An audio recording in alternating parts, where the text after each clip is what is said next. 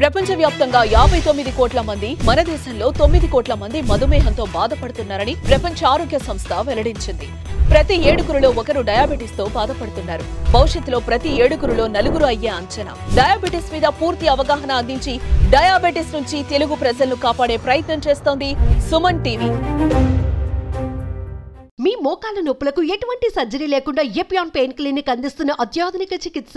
దీన్ని మనము హైపోగ్లైసీమియా అంటాం.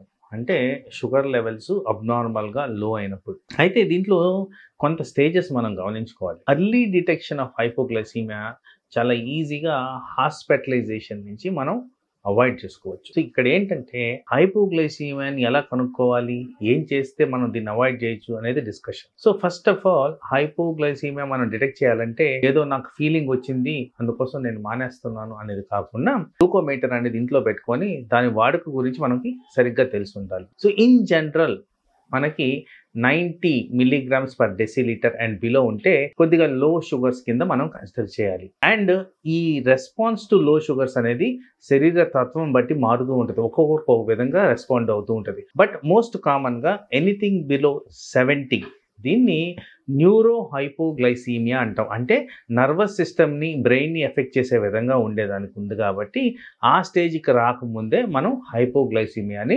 నివారించాల్సిన అవసరం ఉంటుంది.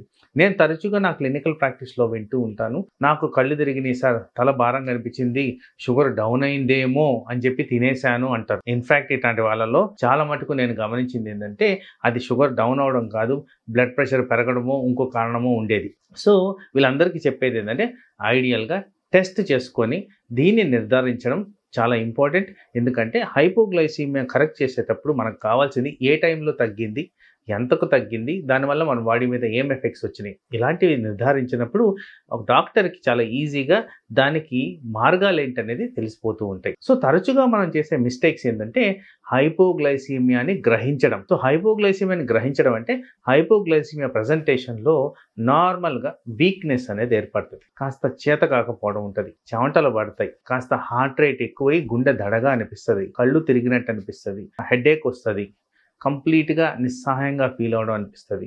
సో అది హైపోగ్లైసీమియా లక్షణాలు. ఇది తెలియంగానే ఫస్ట్ కరెక్టివ్ మెజర్స్ అనేవి తీసుకోవాలి. జనరల్గా చేసేది ఏంటి అంటే కొంతమందిలో ఇది హైపోగ్లైసీమియా కాదు, బీపీ వాళ్ళని బీపీ టాబ్లెట్లు వేసుకున్న వాళ్ళు ఉన్నారు, ఇది హైపోగ్లైసీమియా కాదు ఇంకొకటి అనుకొని నిద్రపోవడం, రెస్టిల్ టాబ్లెట్లు వేసుకోవడం, ఇలాంటి సిచ్యువేషన్స్ చాలా రకరకాలుగా గమనించాను. వాస్తవానికి షుగర్ చెక్ చేసుకోవడం అనేది చాలా ఇంపార్టెంట్. తర్వాత మనము హైపోగ్లైసీమియాని గ్రహించిన తర్వాత వెంటనే ఫుడ్ తీసుకోకపోవడం అనేది మేజర్ తప్పు. అర్జెంటుగా ఫుడ్ అనేది తీసుకోవాలి. సో దాంట్లో కూడా తరచుగా నేను గమనించింది ఏంటంటే చాలామంది వెంటనే చాక్లెట్, ఒక హై క్యాలరీ ఫుడ్ తీసుకోవడానికి ట్రై చేస్తారు.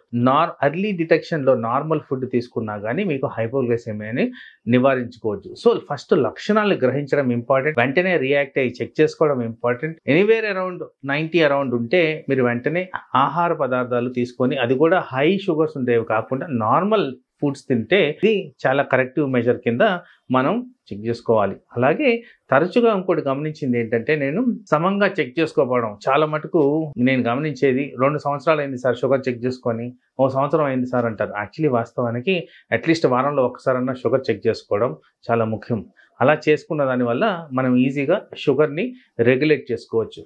తర్వాత షుగర్ డౌన్ అవ్వడానికి కారణాల్లో మేజర్గా మేము ప్రాక్టీస్లో గమనించేందంటే ఆల్కహాల్ తీసుకోవడం. ఈ ఆల్కహాల్ కారణంగా ఏం చేస్తారంటే జనరల్గా ఆల్కహాల్ కారణంగానే షుగర్ తగ్గుద్ది. ఆల్కహాల్ తీసుకున్న తర్వాత ఫుడ్ సరిగ్గా తినకపోవడం, ఆ మందులు సరిగ్గా వేసుకోకపోవడం, ఆరు వేసుకున్నది తప్పుగా వేసుకోవడం, ఇలాంటి వాటి వల్ల హైపోగ్లైసీమియా వచ్చేదానికి ఆస్కారం ఉంది. అందుకోసం ఆల్కహాల్ తీసుకున్నప్పుడు తప్పనిసరిగా మీరు ఆహారం తీసుకోవాలి, టాబ్లెట్ కూడా తీసుకోవాలి. వాస్తవానికి మోస్ట్ ఆఫ్ దిస్ టాబ్లెట్స్ ఆల్కహాల్తో సూట్ కావు కాబట్టి ఆల్కహాల్ని అవాయిడ్ చేయడం అనేది చాలా ఇంపార్టెంట్. ఇలా సింప్లెస్ట్ ఫామ్ లో మీరు హైపోగ్లైసీమియాని నివారించుకుంటూ స్మాల్ కరెక్షన్స్ చేసుకుంటే హైపోగ్లైసీమియా రాకుండా మనం కాపాడుకోవచ్చు. నమస్తే.